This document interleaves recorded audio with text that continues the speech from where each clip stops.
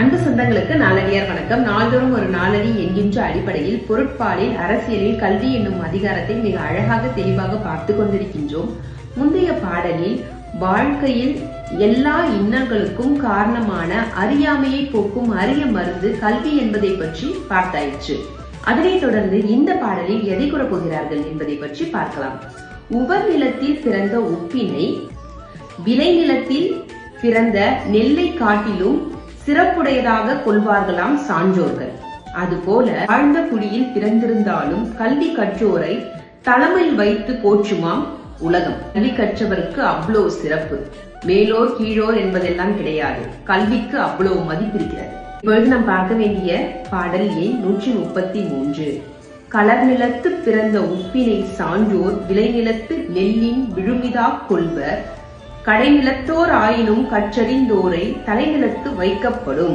கல்வி மாந்தரை உயர் வகுப்பார் ஆயினும் மேலவராக மதிக்க வைக்கும் என்பதே இதன் பொருளாகும். இந்த பாடலில் எதை கூறப்போகிறார்கள் என்று பார்க்கலாம்.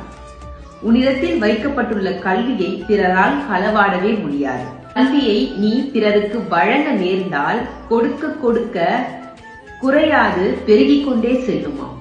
அரசர் உன் மீது சினம் கொண்டு உன்னிடத்தில் உள்ள எல்லாவற்றையும் பிடுங்கிக் கொள்ளலாம், ஆனால் கல்வியை பிடுங்கிக் கொள்ளவே முடியாது. பெற்றோர்கள் தன் பிள்ளைகளுக்கு சேர்த்து வைக்கும் சிறந்த சொத்து கல்வி மட்டுமே. இப்பொழுது நாம் பார்க்க வேண்டிய பாடல் எண் 134. வைப்பூழி கோட்படா வாய்த்தீயின் கேடில்லை. மிக்க சிறப்பின் அரசர் செறின் வவ்வார். எச்சம் என ஒருவன் மக்கட்கு செய்வன விச்சை மற்றல்ல பிற. கல்வியே மக்கட்கு சேர்த்து வைக்கத்தக்க அழியாத செல்வமாகும் என்பதே இதன் பொருளாகும். இந்த பாடலில் சமண முனிவர்கள் எதை கூறப்போகிறார்கள் என்று பார்க்கலாம். கடலுக்கு கரை உண்டு, கல்விக்கு கரை இல்லை. நம் வாழக்கூடிய நாட்கள் சிலவே. அதில் நம் கல்வியை நன்றாக கற்க வேண்டும், நல்ல நூல்களை தெரிவு செய்து கற்க வேண்டும் என்கிறார்கள். அதாவது ஆராய்ந்து அமைவுடைய நூலை கற்க வேண்டுமா. அதற்கு ஓமை ஒன்றை கொடுக்கிறார்கள் சமண முனிவர்கள். நீரும் பாலும் கலந்திருக்கும் பொழுது குருகு பறவை நீரை விடுத்து பாலை மட்டுமே உட்கொள்ளுமா. அதுபோல நல்ல நூல்களை மட்டுமே கற்க வேண்டுமா. எல்லா நூலையும் நம்மால் கற்க முடியாது அல்லவா. இப்பொழுது நாம் பார்க்க வேண்டிய பாடல் எண் 135.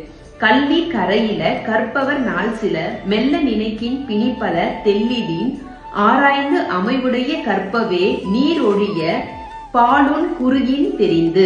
தக்க மெய்நூல்களை தெரிந்து தெளிவாக கற்றல் வேண்டும் என்பதே இதன் பொருளாகும்.